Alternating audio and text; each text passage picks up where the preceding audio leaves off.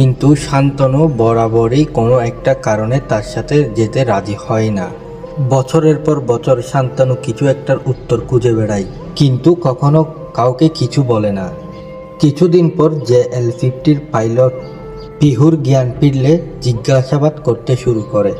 পিহু বলে প্রতিদিনের মতো রবিবার দুপুর 3টায় তারা যাত্রা শুরু করে।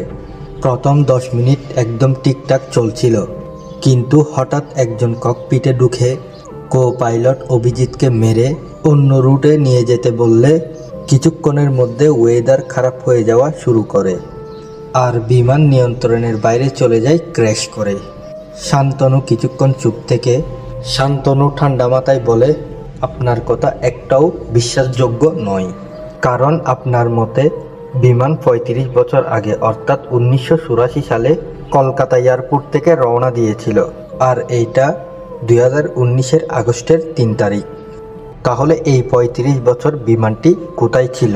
পিহু প্যানিক হতে শুরু করলে ডাক্তার শান্তনুকে আর জিজ্ঞাসাবাদ করতে দেয় না। এদিকে গোটা নিউজ মিডিয়া সিবিআই অফিসের সামনে